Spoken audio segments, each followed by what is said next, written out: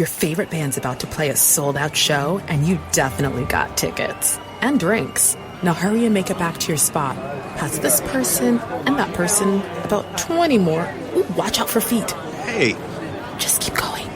A little further. Oh, there's your friend. Over here. Right where you want to be. Close enough to see the set list. And they're definitely playing your song. When you're with Amex, it's not if it's going to happen, but when. American Express. Don't live life without it.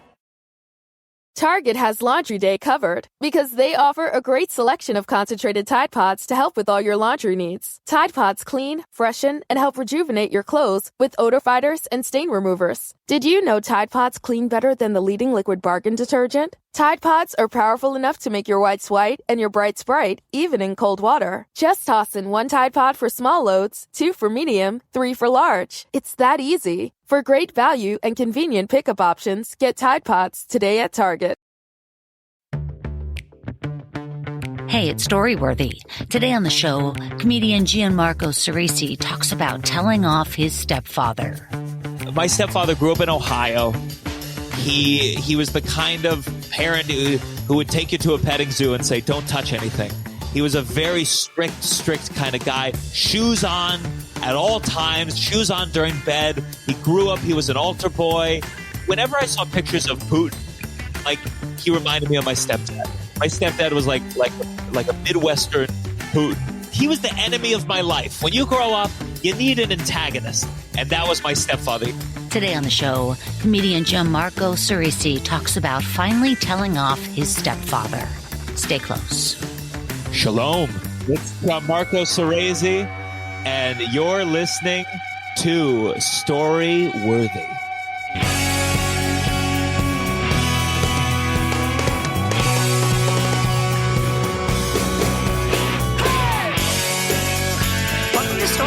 My name is Christine Blackburn, and I'm coming to you from Los Angeles, California.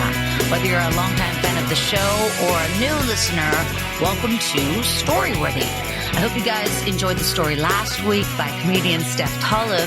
She told the funniest goddamn story, and the title of the story was, oh, I know, she can't pee in public places. It's not an uncommon story. I don't know if you have any problems not peeing, number 2 in public places, Gianmarco, but Steph Tolov has that issue, and it actually saved another woman's life. What? You got to go back, you guys. Go back last week. Listen to comedian Steph Tolov. Goddamn, she's funny. But not today, because today I'm here with another really talented person, Gianmarco Soresi. And I got to tell you, man, I just watched your Comedy Central special, and you are so likable.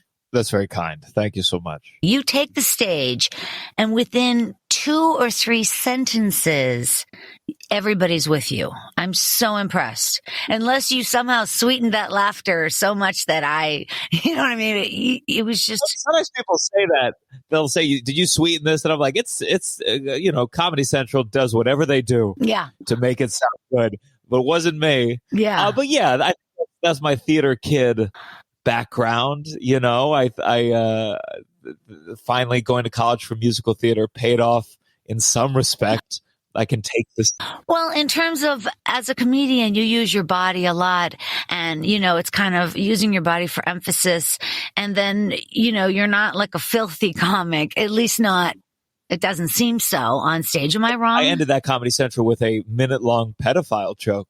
Oh, yeah, I know. It was a different kind of pedophile joke, though. Yes, I agree. But sometimes people think I'm a clean comic, I think, because I have a brighter energy. And then I'm like, well, just so you know, I'm a heavy cursor.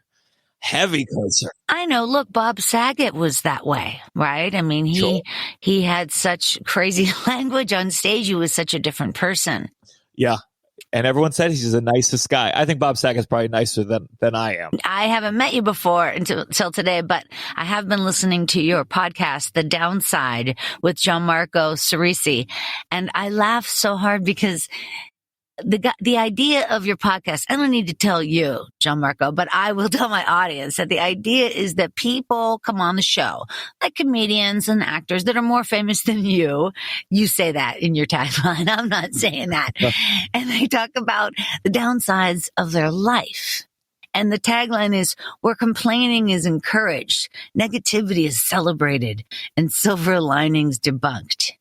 And I read that and I thought, finally, this is such a great idea. Tell me more about that. I think when I was trying to come up with a podcast, it starts to feel as a touring comedian. It's like, well, it feels almost as essential as a website at this point. And I kept going, what am I willing to do once a week? Podcasts, as you know, are a lot of work. And so it's like, well, what mood am I willing to be in, exist in once a week? And it was like, well, not a good one. Like a funny, but I want to complain. That's what I like to do. I like to complain. I like to go, why does that suck? Why is this guy an asshole? And so once I realized, I was like, oh yeah, that can be that's the theme of the thing. It's just where you come on and you complain about your family, where you live, even if you're doing well. Why does it suck? I get so tired. People come up, something good happens to you. They come up, hey, you're killing it, man. And you're supposed to go like, yeah, as opposed to if you go like, yeah, well, I'm really tired and my girlfriend's going to leave me because I'm going away to Chicago this weekend. That's what I want to talk about. I want to complain. Enough being thankful. Enough of that shit. It's a really original idea, for sure. Because I teach podcasting, sometimes, and I've never heard that idea. So it's super funny. What are some of the ones you can share with us? Just give me a couple of ideas. What are some people's downsides? I mean, in other words, is it always funny or can it be medical or what are some of the downsides? We have had a lot of medical ones, and I'm sure we've had a lot of medical ones, a lot of parents dying. But medical, it just happens. A lot of dead dads on this podcast. But medical ones, we had Joanna Hausman, who's a very funny comedian, and she had skin cancer, and the first doctor said they'd only have to take off a centimeter by a centimeter. Ended up being her whole cheek, and we talked about. Oh my god! That episode was over optimistic doctors, and this doctor was just way off. We said in the episode, for it to be this much of the cheek, that's like you look at one of those jar of jelly beans and you guess how many and they're 6. No, it's fucking 10,000. This is so there's a lot of medical stuff, lot of it's really amazing. You really go oh yeah, people's dads generally die first because we've just had a slew of dead dads. We had a Lucas Arnold, who his dad was dying. He took a $600 Uber to see his dad last second. And we talked about how he was too scared to eat in the Uber because he didn't want his rating to go down, even though it was. Wait a second. Why couldn't he drive? I don't, because we're New Yorkers. We don't know how to drive. I know in LA we all know how to drive. We don't know shit. So, We just had on such a good episode. Hasn't come out yet. Someone who does FinDom work. FinDom, financial domination. It's you say it's usually women to men though. So I've been solicited to do it. Where you're like, hey, you dumb fucking piggy, you gonna go into an ATM and give me some money, or does your wife have your little dick under her thumb, you dumb fuck? And then the guy, he gets off on it. And he's like, oh, yes, I'm a little piggy. And then he goes to the ATM and just gives her $1,000. Oh my God. And wait, and then when do they when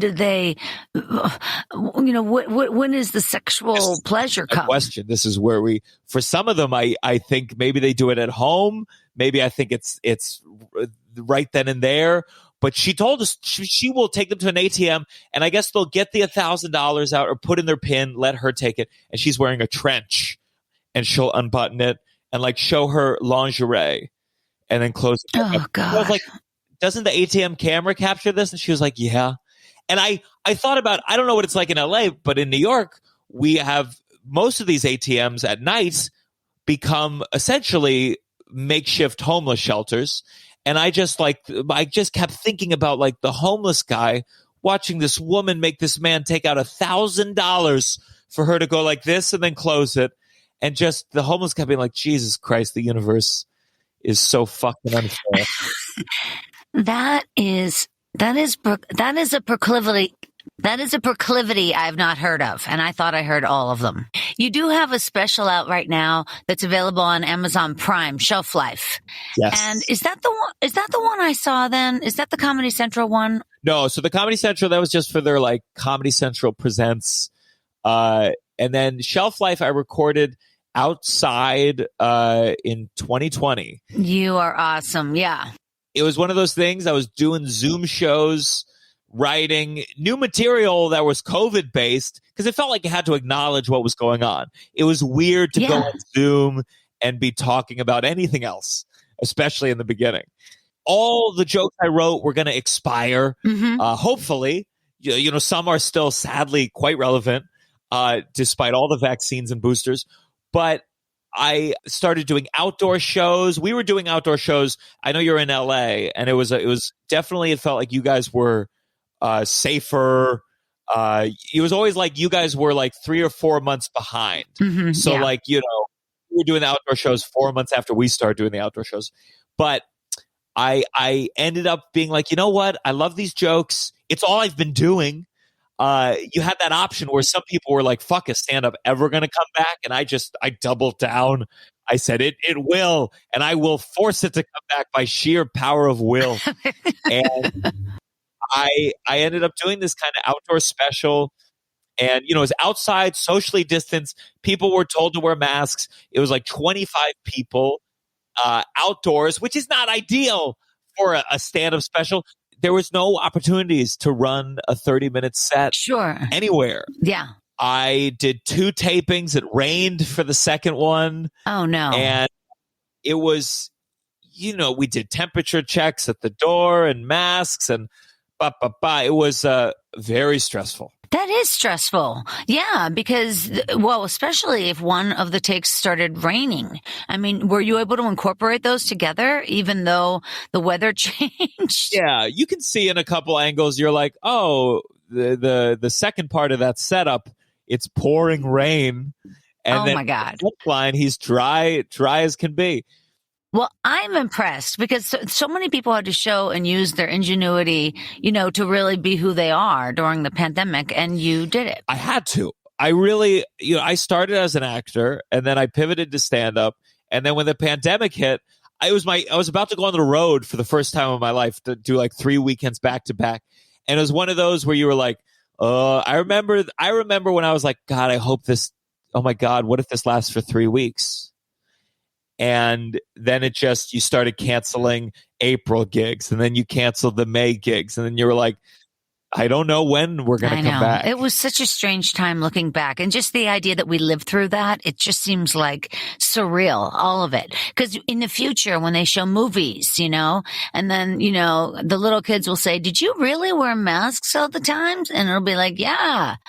You know, we made them. We sat around in circles and made them together, you know, while we drank Chardonnay. Yeah, we wore masks. Well, I do think in a couple of years, people are going to start being honest about like the couple things they did. Like they're going to be like, yeah, in May, my best friends, we hung out in the backyard. Like we all made our little choices. All of us made choices. Some people were out fucking. You were hearing about people fucking, and you're like, how? How you met someone? You went on a date? That's so funny. The whole dating world turned upside down. I had some very pathetic, like, texts to someone I had hooked up with 2 years prior. Oh, my God. One of those, like, hey, how's your core doing? And, like, we all know what's happening here. We all know what you're asking. We're all so bored. So today you bring forth the topic, standing up to my stepfather. And I'm anxious to hear this. I had what I guess you would call a stepmother, but that didn't happen till I was 15. So I never called her my stepmother. I just said my dad's wife. You know what I mean? And I'm still friends with my dad's wife. So it wasn't like, but she was never like a disciplinarian or anything. So did you grow up with your stepfather since you were a baby? Yes. Okay. Well, since I was 4, my mom remarried when I was 4. My parents got divorced when I was like 7 days old. Oh my God. Are you kidding me? Yeah. I only have seen pictures of them in the hospital with me. That's it. Wait, what was the fight about that they would split when your mother was in that situation? My dad is definitely a cheater. He's a very good looking man. He's just a cheater. Some men, they're just cheaters, and you just got to. Do you have a lot of stepchildren? I mean, no. Do you have step siblings? I'm not the one cheating. No, I have 4 younger half siblings, so 2 total, and I had step siblings. And then they stopped being step siblings because of the divorce. So he slept around, dated a lot of people with children, which is tough. It's tough to date people when you have kids. I know you have a kid. Are you giving him credit? No, I just think it's tough. It's more like you don't know. Like my dad once slept with my kindergarten teacher. Oh my God. They dated. Oh no. I was so upset because those grades don't matter. Wait a minute. Did they meet like at an open house? No, I think they met at the parent teacher conference. Oh Jesus. And my mom got her fired. And it's stuff like that. You're like, well, should my mom have gotten her fired? Should she have fucked my dad? It sounds like she ends up being the victim of all this, when it was my dad's doing. Oh my God. You wait a minute. So your father is sleeping with your kindergarten teacher and your mom gets the kindergarten teacher fired. Yeah. Yeah. And your dad, of course, no ramifications. Yeah. No, not at all. The school had no jurisdiction over his life. Listen, it's not. Listen, I'm not defending. I don't mean to defend my father. I just think it must be tough to date with kids. And he figured, hey, he likes his kindergarten teacher, so we get to skip that awkward phase of meeting and getting to know you. And he, for all I know, I don't remember. Again, I was very young. He might have waited till I moved on to the first grade, which is possible. Which I think that's nice. But it's tough. It's tough to date with kids. And against my mom, my stepfather, my mom married my dad's former lawyer. So my stepfather was my dad's former lawyer, which feels it's a little strange. There's a little bit of like incestuousness there. There was all sorts of fucked up stuff. Whenever my dad broke up with a woman, somehow she became friends with my mom. That didn't seem like a necessary friendship. It was like the opposite of my dad's fan club. What was your dad's occupation? I'm just curious. So he was his own businessman, independent guy. He had a company that cleaned up oil spills, which in the 90s was a very lucrative business. And then he retired like young. He retired like in 1999. We just played the stock market, had a Ferrari, and then. But how old was he when he retired? 40s. So like. Oh wow, nice. 40s. He's a handsome guy. He was a handsome. Does he look like Jeff Goldblum? Is he Jeff Goldblum? No, because that's the Jewish part. My mom's Jewish. My dad's not. So he just looked like Italian. There was a rumor when I was in middle school. My dad's so good looking. There was a rumor when I was in middle school that I was adopted. And it really hurt because my dad started it. But he's a good looking guy. He was the kind of guy, like, we would be out to dinner. And again, I'm a kid. And he'd tell the waiter, like, you see that woman in the green dress over there? Give her my business card. And she would get the business card, see him, and come right over. Like that kind of looking. Like a different league of good looking. Wow, that is. How many times was your dad married? Well, I say on stage, I exaggerated a little. He was married twice, long-term relationships with 2 others. That The second marriage, though, it wasn't necessarily legal. My step-grandfather conducted it, and he had been excommunicated from the Catholic Church, so it didn't legally count, but we had a ceremony. It was a messy thing. Brother. Messy. Yeah. Is your dad alive? He is alive. I'm just curious about all this because you are so gregarious and outgoing and, you do so great on stage and stuff. It really sounds like you took after him. I definitely have a lot of my father's sense of humor. He is one of those guys when he is in a good mood and he's charming, he is a master. But when he swings, when he gets sad, his temper has cooled as the years have calmed him down. But he had a fucking temper. I tell people that like the reason I curse so much is because my father, even when I was a kid, he'd be on the phone, he'd say, fuck, shit, bitch, cunt. Then he'd hand me the phone. I'd be like, hi, mom. So he was a cursor. He was loud. He would, I always remember once we were picking up dinner at a fancy restaurant, like we were getting dinner to go. And there was some woman there, and my dad was in a bad mood. And my dad knew he rode horses. He knew her from the barn. And she said, why are you so sad? She said, when you get to the gates of heaven, Jesus isn't going to care why you were sad. And my dad, which is a weird thing, to be fair, but my dad said, in the middle of a fancy restaurant, said, why don't you go fuck yourself? Double middle finger. And then son, go. And we left without the food because he was that kind of temper, right at the ready to go at all times. Oh my, that is interesting. Okay, so that's your father, but today we're going to talk about when you stood up to your stepfather. Yes. Right? Yes. Okay, well, I'm anxious to hear this. Before we get to Gianmarco's story, I wanted to remind you guys that we are playing Story Smash, the storytelling game show, every month at the Hollywood Improv. Check out storysmashshow.com for more show information and to get tickets, and also follow Story Smash on Instagram at Story Smash. All right, you guys, he's here right now, Gianmarco Soresi. You hear him talking. He is a stand-up comedian, an actor, and a writer. And we talked about his podcast, The Downside. And you've also been an actor in many, many things, like The Hustlers, that movie with Jennifer Lopez. I haven't seen that yet, but people tell me I'm going to love it. Yeah, and you'll love my 2 seconds in it. What do you do? So there's like a montage where they're working their scam. They're trying to get guys to seduce them and then get them to rack up a bar bill and then take some of that money. And mine's when their plan starts failing. So J-Lo is offering me a shot with 3 other very attractive women, and I go. As I might do in real life, I go, I can't. I have an early morning. That's it. That's great, though. Did it make the cut? Did it make the movie? It did.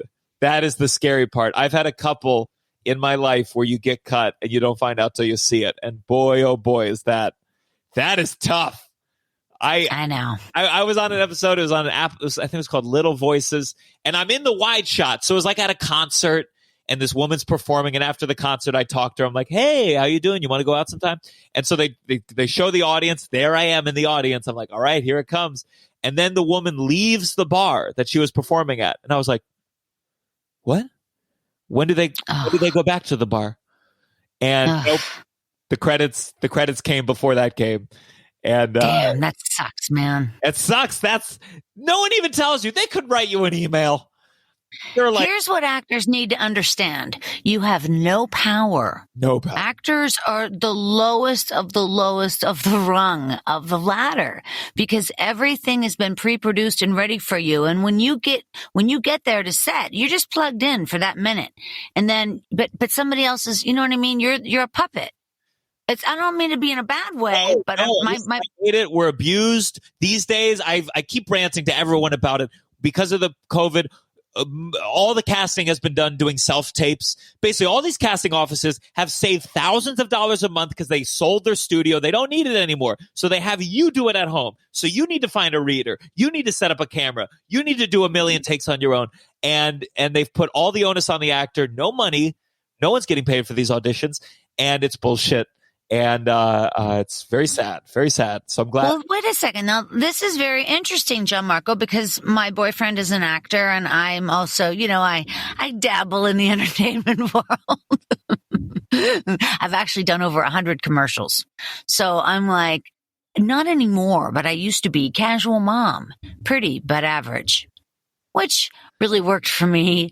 And but now that everything is self-tape, I am so much, because see, I'm in LA and we're driving, right? So what would I rather do? I have a blank wall now that I use, and, what would I rather do? Like I set up one light and it has a little, usually my daughter's with me or my boy, if somebody's around, and I ask them to hold the camera, or you can put it on the light, the light stand or whatever. And then, would I rather make that happen and it takes like a half hour? Or in LA, do I want to drive to Santa Monica, find a parking place, get into the casting office, wait for who knows, and then get back in the car? You might have a ticket, and now you head east, and now it's rush hour, and it could be an easy hour and a half home, easy. So now that 4 hour chunk of my day, that one audition took 4 hours, whereas in my dining room, you know what I mean? Sometimes I don't even have pants on. It's a close up, I'm just saying, like, that's just interesting. Listen, I haven't heard the other opinion. Tell me your side. Go again. My other side is, so commercials, sure. One line thing, sure. I'm talking about when I get 10 fucking pages for some movie, first of all, that I know is going to go to a celebrity. So I have to now memorize 10 pages on my own. I don't have the casting director there to give me any kind of notes. Yeah. So I'm just like hoping that I do the right thing. And here's what even bothers me more is that I have no proof, zero proof, that they are not looking at my slate and going, nah. And I have now put 10 hours of work into memorizing these sides, trying to get the lighting right, getting a reader. Look, if I had a kid, I would force that kid to fucking read with me for every audition. Yeah. But if I make my girlfriend do one more tape with me, she's going to fucking leave me. Yeah. So I got to hire someone else to do it. And I have no feedback. I don't even have proof that they're watching it. And I do not, I would bet my life that there are auditions that I have made that were not even seen. Boy, you know what? Seriously, I never even thought of that. I didn't. And also, if they get 150 or 200 or 500 self-tapes and they find the person on the 20th tape, they don't even look at the next 300 like you're saying. And, I never thought of that. Also, it is so unfair when they give you 10 pages because there's no way in hell does it take them 10 pages to decide. And when it's on tape, so there's two things. When it's in person, at least I get to say to that casting director who's brought me in 12 times for the same fucking show without booking me, I get to say, well, you know what? At least you have to be in this room with me for 3 fucking minutes. Second of all, I don't even know. I was so there needs to be proof. Oh, this is what I was going to say. What's stopping them from seeing 500 people? Because they don't have any time accountability. So what's stopping them from going, we need to cast this role? Get 500 tapes. What's stopping them? There's no limit. That's what I'm saying. There could be. That's what I'm saying. There could be 500 tapes. That's what I'm saying. Yes. However, I think it depends on the size role as well. Because, it seems like the more professional you go, like, for instance, you were on Blue Bloods and you've been on A&E's Unforgettable, and you've been on some good stuff, and those were real shows with production value. So were any of those shows self-tape? No. It was before the pandemic. Yeah. Everything I've ever booked, it's in the room. It's in the room. Because the bottom line is, like, some of those roles, I went in for something else, and then they saw me and we talked, and they go, no, that's the thing. It's so true, because it's like your personality is half of it, or maybe even 80%, because they think to themselves, do the producers and the director, do those guys want to spend 12 hours with that guy? Yeah. And so you can give more. I'm like that too. Believe it or not, I'm quite affable. I'm sure in the room. Yeah. Yeah, that's what I'm saying. And there's an energy that comes in. It's the same as when you're on stage. Like I said, when I watched, that special on Comedy Central that you had, it's your energy and it's your whole aura. It's everything about you. And, they always say with stand-up, the audience makes assumptions of you when you're walking to the mic. Of course. They already have an opinion of you before you even talk. So now, if you're right in front of the camera, it's really hard to transfer that. Especially when you see your kitchen in the background, there's your dog walks by, your girlfriend's pissed off, she doesn't want to hold the camera, and you're like, fuck, I can't get into my head. I am of the mindset, and if I ever am in a position where I'm casting things, I think all initial auditions, I'm sure you've had it happen to you before. I had it happen to me recently. Like for a second callback, they have to pay you. For a third callback, they have to pay you for SAG. Like there is a limit. And SAG says, hey, if you call them back a second time, you got to give them some money because you're using up their time. And my argument is, they're using up our time from the get. I think first audition should have a stipend. I think it should be 1 hour minimum wage because it's not a job interview. I refuse to believe auditions are job interviews. That's what they tell actors at acting school to get them to like accept their position in the bullshit factory of show business. They are looking at you because they're deciding what they want. You are providing them a service right from the gate. Are you asked to memorize? Yes, of course you are. So I say initial auditions should have a stipend. Second auditions, you should be getting $50, something decent. Third, you get what I got for the third thing, which was like $159. Wow. That makes me I had no idea. Yeah. Yeah, I had a third callback for an AT&T commercial, whatever. I didn't get it. And you know what? AT&T can swing it. And it will prevent them from seeing too many people. And we deserve to be paid for this time. I'm just being the devil's advocate here. If you're with an agent, that's the idea, is that you've already been vetted. And so the idea is that casting directors, they go to certain agents and they pluck, the 5 or 10 people that they know is going to make an impression. And so the people that are walking into the office, that's why show business is so elusive. It's like, there are steps to take, although it's like you have to be chosen. Like an agent you have to get taken up. You have to get on with an agent. Can you do that? So it's really tough. Sure. When I look at the processes that led to me with each one of my agents, they almost had nothing to do with what I would consider proof that I'm capable. I know some of the least capable people that are with the best agents in the world. Interesting. Boy, that's interesting. Yeah. I have a very cynical view of all of it. And after doing stand-up comedy, where you finally fucking have some reins over your life, you look back on acting and you go, fuck this. Fuck this. Yeah, I love stand-up so much. It's my favorite thing, too. It's so pure. I don't go on nearly the auditions I used to.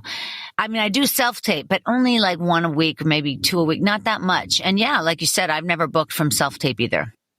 Yeah. What am I doing? I hear you. Hey, you guys, listen, Gianmarco is also a great writer, and his writing and sketches and tweets have been featured in Esquire, The Atlantic, the AV Club, ABC News, and the Huffington Post. You can find Gianmarco everywhere on social media at Gianmarco Soresi, and you can also go over to his website, gianmarcosoresi.com. All right, you guys, I'm anxious to hear the story. Wherever you are, put your hands together for Gianmarco Soresi. So yes, as I said, very, very complicated divorce. My parents, I say my parents got divorced when I was 7 days old. So like most kids, my first word was mama, but my next 5 were told me to tell you. It was a very, very contentious. Sometimes people ask me, they say like, which parent did you like more? And I always say it's hard to choose because when your parents get divorced, there's always the more responsible parent and the dad. So my dad was the fun place. I was an only child at my dad's house. He worshipped me. He spoiled me rotten. Like when he packed me lunch for school, he would always slip 3 candy bars into my pack of cigarettes. He was a fun guy. So that was the fun house. And basically, I had to go back and forth. My parents had joint custody, and the custody agreement was so complicated. I mean, it could have been on the SATs. Like it would be like, if Gianmarco's mom is Jewish and his dad's birthday is the same night as Hanukkah, then how much Zoloft will he need? It was complicated. and everything was dictated down to the letter. Thanksgiving was alternated. Birthdays, you got to spend it with that parent's birthday. The only thing off the table was my birthday that was not covered in the custody agreement. And so every time it was my birthday, I had to kind of decide which parent's heart did I want to break? Who was I going to? I mean, and for years in a row, I would just choose my dad's because, again, my dad, he was a single guy. He would let me do whatever I want, watch whatever I wanted, eat whatever I wanted. It was a blast. I'd have my friends over. He'd set up a tent in the backyard, so we could pretend like we're camping, but he'd bring the TV out there so you weren't camping at all. And my mom's house was much stricter. And I don't think it was because of my mom. It was because my mom decided when she remarried to kind of marry the opposite of my father. So she married my dad's former lawyer. And how long was this after the divorce? This was 4 years. 4 years after the divorce. And I know that, or actually, no, it was probably 3 years because not when she got remarried, she had my first sister. And my sister and I have the same birthday, which I think my stepfather planned to fuck it up on purpose. I think my stepfather found my birthday, counted 9 months before it, and fucked my mom, and came with a clock right there in front of him, like this'll do it. So my sister and I have the same birthday. It's not fun at all. It ruins it. No, you don't want to share a birthday. That's the worst thing you can share. It's so ironic as well, though. I mean, how many years apart are you? We're 4 years exactly. You and your sister? Yeah. That's so interesting, isn't it? I mean, I don't know. I have 5 siblings. Nobody's on the same birthday. That's neat. But I get what you're saying. Yeah, you don't want it. I get it.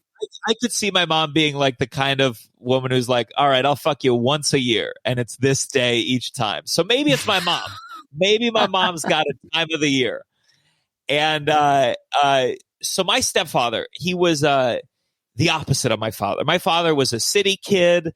He was fun. My stepfather grew up in Ohio. He was the kind of parent who would take you to a petting zoo and say, don't touch anything. He was a very strict kind of guy. Shoes on at all times, shoes on during bed. He grew up, he was an altar boy. He was like, whenever I saw pictures of Putin, like he reminded me of my stepdad. My stepdad was like a Midwestern Putin, very conservative. And he was the enemy of my life. When you grow up, you need an antagonist. And that was my stepfather. He was everything I hated. He was just the worst. And he hated my father because my dad, obviously, other than I always wanted to be with my father, and my dad was always tormenting my mom in various different ways, and fucking my kindergarten teacher, as we've established. But also, there was this thing where I was so close with my dad that I would call my dad every night. I was at my mom's house, and I would talk to my dad on the phone for an hour and a half. And I didn't give a shit if we were at dinner, if we were doing anything as a family. I would leave and talk to my father. And even worse, the cell phone that I would call my dad on, this cool, Motorola Razr phone, was one that my mom had gotten me for Hanukkah, which meant my stepfather had paid for my mom to get me for Hanukkah. So my stepfather was paying for the phone that I was calling my dad every single night, ruining their family dinners. So the story starts where for my 15th birthday, I decided to spend it with my mom because I felt bad. I felt guilty after doing, 10 years of a row of birthdays at my dad's. I was like, I should give my mom this one. And we went to Delaware. There was a beach called, I think, Bethany Beach. And we went there to celebrate. And it was a terrible birthday because I missed my dad. I wanted to talk to my dad the whole birthday. For some reason, I couldn't reach him. Who knows? Maybe he was busy at work. Maybe he was fucking my 4th grade teacher. Who knows? But I couldn't reach him. And I started getting nervous. I'm an anxious kind of guy. So in my head, I was like, if I couldn't reach him, maybe he had been murdered. That's just where my mind goes. So all day, all I could think about was like, why can't I reach my dad? Why can't I reach my dad? I'm sure I was not a fun person to be around. So that night, and remember, it's my sister's birthday too. So if I'm 15, she's turning 11, right? 11, 12, 13, 14. Yes. So we decide that night after dinner, we're going to do like a family game night, which if you are in a contentious family, you know that game nights are just like an excuse to hurt the other person. Like it really is. It can just bring out the worst in you, and we played categories, I think it was, and my mom started drinking. And I don't know if my mom's an alcoholic, but she could be if she tried a little harder. She likes it. So she was getting drunk. We were playing categories. We were playing Monopoly. And you can just feel there's a tension between her and my stepfather. Something's growing. Something's building. And finally, my stepfather has enough. My mom's being bitchy to him. And he says, you know what? Enough Monopoly. I'm going to take the kids to get some ice cream. And which was tough for me because I love ice cream, but being alone with my stepfather, there was nothing scarier. As long as my mom was there, it was okay. Like if my stepfather's Putin, having my mom there felt like we were at the American embassy at least. And for him to take me away from my mom and feel like leaving the American embassy to go hang out with Putin in private. And that's a scary thing. So we leave. We start heading towards the car. My mom's drunk. She's at home. And right as we're getting to the car, my phone rings. And it's my father. And now, just a reminder, I've not spoken to my father all day. It's my birthday. I miss my dad so much. I have to speak to him. So I go to pick up my phone, and my stepfather says, don't. Get in the car. We're getting ice cream. Oh, which no. I think it's the first time anyone's ever said we're getting ice cream as a threat. And so I let the phone go to voicemail. I get in the car. The phone rings again. My dad's persistent. If anything, my dad's persistent. My stepfather says, don't. He starts the car, turns on the radio, and I swear to God, Leonard Skinner's Free Bird was playing, which did not feel apropos to the situation at all. So my sister's in the back seat. Free Bird's playing. We're driving in silence otherwise. My phone beeps because my dad left a voicemail, so it made like a voicemail sound. And my stepfather lowers the radio and goes, fine, you can call your father back. But I did not get you that phone to talk to that man. Jesus. And now you got to remember, and I had never stood up to my stepfather before. My stepfather scared the fucking shit out of me. He was scary, and he never hit me. My stepdad never hit me because he knew if he ever lay a finger on me, my dad would drive over there with a leather belt and a baseball bat and join.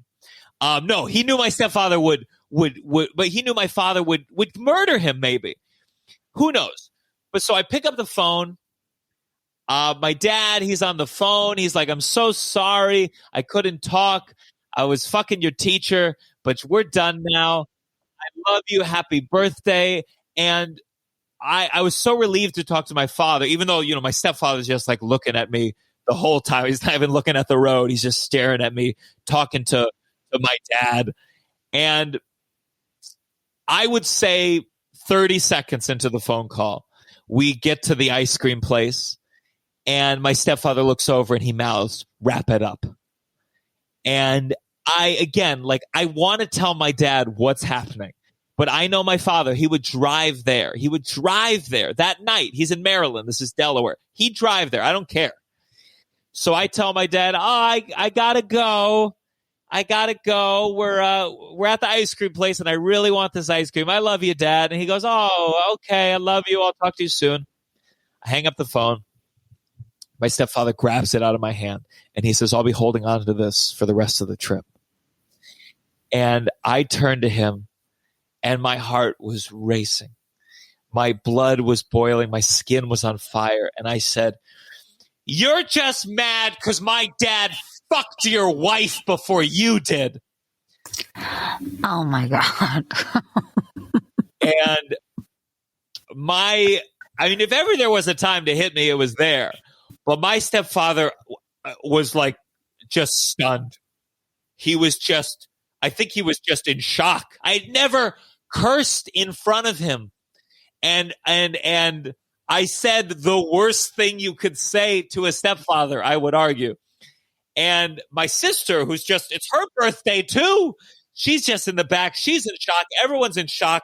He's like, he doesn't know what to say. He says, "I'm going to talk to your mother when we get home." And then he buys me ice cream. How humiliating for the guy who just insulted you and your wife and your whole marriage. And then you have to buy him Rocky Road. And we get back to the house eventually. I'm like shaking. My mom can see something's wrong. And she says, "Are you all right?" And I'm like, "Yeah." And I told her the whole story. And she started, for the first time in her life, started fucking screaming at my stepfather and was like, I'm going to take the kids and get in a car and we're going to leave right now. And you think they're going to go with you? They don't love you. And she's like, "I'm going to get in the car right now." And I was like, "Well, maybe not right now. You're quite inebriated. I think it'd be better if I drove now at this point." And he goes, I won't use her name. This is my stage name for her. Eileen, let's go upstairs and talk about this. And she goes, "Fine, but when I'm leaving in the morning." And as they leave, my stepfather turns to me and he goes, "You're disgusting."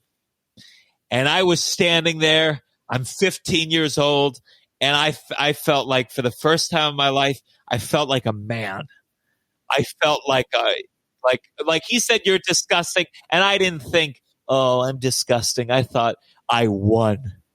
I'm not disgusting. I fucking won. Mm-hmm. And the next day was really awkward. It was, the rest of the beach trip was not a lot of fun. It was a very awkward tension. I think about a year later, my stepfather kind of apologized. And ultimately, they ended up getting divorced. And as they got divorced, my stepfather and I became closer. And we're actually quite close now. Which that's where the twist happens, is as their marriage dissolved, my stepfather and I grew closer, because I think for all our differences, we both had a bad relationship with my mom, and that brought us closer together. When they were going through a divorce, my stepfather, I don't think he had any friends, so he would reach out to me, and he'd say to me, "Gianmarco, you want to go for a jog?" Which for 50-year-olds, going for a jogging partner is a therapist. That's their version of therapy. So we'd run for 2 blocks, and then you go, "Hey, let's walk for a little." And I'd be like, "Oh my God." And then he after a couple steps, he'd go, "Why is your mom so unhappy?" And I was like, "I'm 16. I'm just trying to get into college and get my dick sucked. Can I have a childhood? Yeah. Please." Yeah. Please. But it was those talks that I became closer to him. And you know what? The last birthday I had, my stepfather was the first to call to wish me a happy birthday. So wow, that's interesting. Yeah. Boy, everything you said, that's a great story. Very well told. Boy, oh boy. Thanks, Gianmarco. You really do know how to tell a story. That was great and so interesting.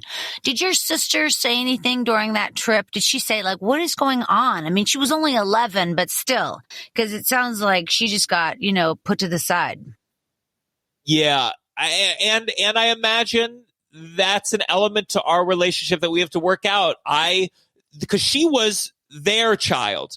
So she lives there the whole time and has to deal with both her parents the whole time. Meanwhile, I swoop in, I swoop out. When I swoop in, I'm the main character. I'm already a narcissist to begin with.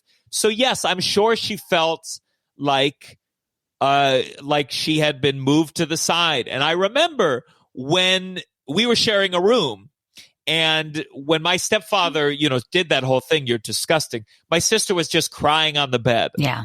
And she jokes about it now, but I'm sure there was a lot of when I was there, me and my problems sucked all the air out of the room. We became the primary situation. Yeah. And unlike her, if she ever had problems with her parents, she didn't have another house she could kind of duck off to. Yeah, that sucks. Yeah, that's tough. Now, was your stepfather, was he Catholic? He was raised Catholic, yes. Yes. Yeah, because you said he was an altar boy from Ohio. So he does sound like the opposite of your mom. I wonder how that whole, I mean, I know he was a lawyer, so he was smart, but it Very just smart. seems like, Incredibly but it seems like your mom went from this gregarious, outgoing guy to this really reserved guy, a Catholic of all things. And so were you or your sister brought up with any religion? No, I think he's never talked about religion at all. So I think he was like, the kind of mind that was like, this is all BS, but he's still stuck with his values. Like when him and my mom got divorced, he did not want to get divorced for sure. And I think because there was that mindset that once you get married, it's forever and you work it out. And it was really tough. And in Maryland, I think this law has been appealed, but you had to live under separate roofs for a year and not have sex for a year in order to file for divorce. And that's part of the law. That's part of the law. Crazy. So, my stepfather was the primary breadwinner. So you can imagine it's challenging if a woman wants a divorce and she's not the breadwinner to where is she going to go for a year? Where is she going to move for a year? So it kind of, I need to look, I've always needed to look up like how this law started, but my suspicion, it was made to give power to the breadwinner, which at the time the law was written, I'm sure was more predominantly the man. So I'm just sure it gave the man power to get a divorce or not get a divorce if he wanted. Right. So I have one daughter, she's 15, and I am like, when we split, she had just turned 5, and I'm just so happy that her dad and I are, we get along well, and we're only a block apart, and neither of us got remarried yet, and neither of us, I mean, I've had boyfriends, he has a girlfriend, but like, this is part of the reason when I hear your story, because if I had gone ahead and married one of these guys or whatever, then they do have a say in the child's life, just because now all of a sudden everything is more complicated. Like, so I'm just so happy I never chose to remarry or to make it even harder. Like, in other words, for a kid, it's already hard when your parents split. But then when their romantic relationships have to affect you, it just seems like, well, shit, man, you're just supposed to be my mom. In other words, if you don't want to be with my dad, fine. But that doesn't mean you should spend half your life now with but that's exactly what happens. Sure. And then add on the complexity of, my mom and my stepfather had 3 kids. So am I under the same rules as those 3 kids, or do I have special status? Because, like, for example, my stepfather, this is from Ohio. I wouldn't consider this abusive, but he would do if my sisters did something wrong, he'd say, present your hand. And he'd give him like a little smack on the hand. But he would never do that to me. He could never do that to me. But then you live in a house where people live under different rules. It's almost like a different government status. You're like, well, you can't do this because they're an American citizen in Russia. Like, there is just, it complicates everything. And it's, I don't know, but that's, I feel sympathy for anyone whose parents date and their children, or for parents having to date and they have kids. When do you bring someone into the kid's life? When my dad dated someone new, he would do this thing, and I didn't find out about this until way later. He would buy toys for them to give me, kind of like a very Pavlovian, here's this new woman, she comes bearing gifts. Of course you're going to like her. But then I've done that. Giving guys stuff to give to my daughter. And I remember one woman I was very close to. We used to play Monopoly, and it was the fun version of it. And when she left, she had to whether my dad asked her or she wanted to, she had like a second breakup with me where she brought me to the car and she said, just so you know, I got a promotion at work, so I'm not going to be around much anymore. And I said, but we can still play Monopoly, right? And she was like, yeah, maybe someday. And that's, I remember that. I was very young. I don't remember any other details. I just know she had brown hair. God knows, knowing my father, she was probably like way younger than I am now. She was probably like a 25-year-old woman going like, fuck, what the fuck do I say to this little kid? And it's probably because of that, that I became a comedian. I could have become a doctor had I not been fucked up from all these women that would leave my life. They would vanish. I say on stage, I ran into my ex-stepmom, which I have from time to time. And it felt like running into an ex. I saw my former stepmom with her 9-year-old son, and I was like, who the fuck is he? Yeah. Did you ever care about me, or were you faking it to fuck my dad? It's true, though. It does get complicated because you must look at her and think like, that lady used to tuck me in at night. Like, that lady cooked me food. This is intimate time. I spent hours with this lady on the couch or whatever. And then all of a sudden it's like, oh, hello. How are you? Must be really hard for a child. And I'm sure some of them left because my dad cheated and I didn't know about it until later. I'm sure some of them left because couples break up. But it's like, it's just so difficult. I think if I ever was dating with kids, I imagine, and you can tell me, from experience, I imagine like in the beginning, you're like, you try to separate a child and date, and then as time goes on, it becomes impossible. You're seeing the person, you need to pick up your kid, you're going to cancel the date.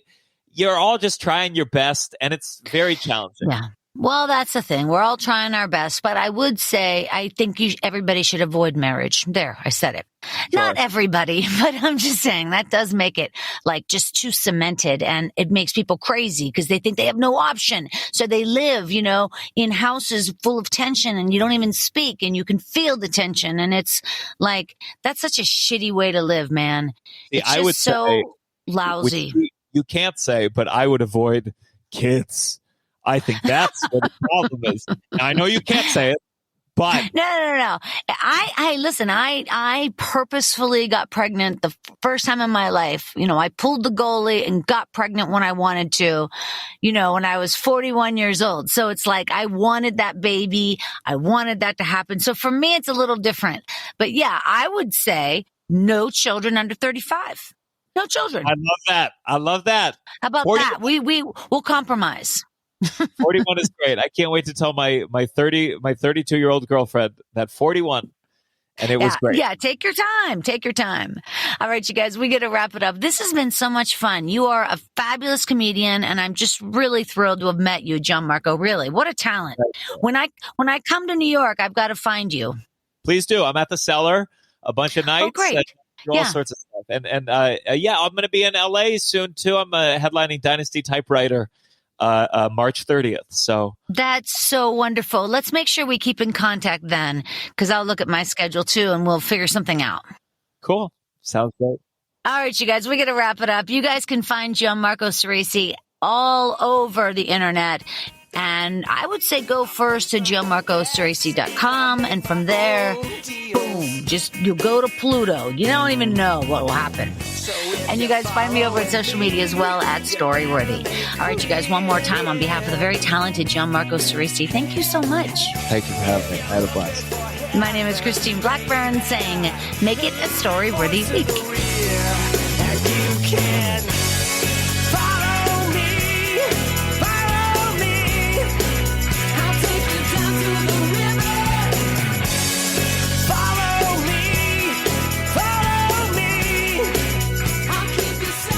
Thanks for joining us on the Storyworthy podcast.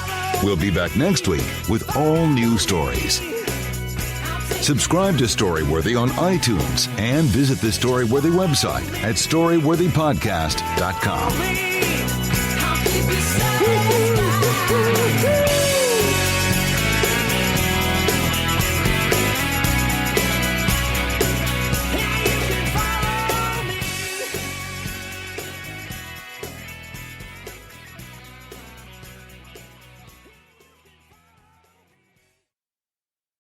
that place you've always wanted to try? Well, you're there, sharing plates with... Just one bite. Or on second thought, maybe not sharing. It's that good. When you're with Amex, it's not if it's going to happen, but when. American Express. Don't live life without it. Target has Laundry Day covered because they offer a great selection of concentrated Tide Pods to help with all your laundry needs. Tide Pods clean, freshen, and help rejuvenate your clothes with odor fighters and stain removers. Did you know Tide Pods clean better than the leading liquid bargain detergent? Tide Pods are powerful enough to make your whites white and your brights bright, even in cold water. Just toss in 1 Tide Pod for small loads, 2 for medium, 3 for large. It's that easy. For great value and convenient pickup options, get Tide Pods today at Target. Hello, Saver. Whether you're saving for that trip to the tropics or saving for an emergency, now is the time to take advantage of Wells Fargo's savings options. Wells Fargo offers savings accounts that can help you save towards your goals. So, what are you saving for? Visit a Wells Fargo branch or wellsfargo.com/save to open a savings account today. Wells Fargo Bank, N.A., member FDIC. Hey y'all, Darius Rucker here. You know, a lot of people ask me, what inspires your music? And one of the big things is a strong sense of place. That's why I love my home state of South Carolina and want to share the awesome things it has to offer. From the beautiful mountains down to the sunny coast, it's got it all. Not to mention 2 of my personal favorites, great golf and amazing food. Come see why I love this place. Visit discoversouthcarolina.com.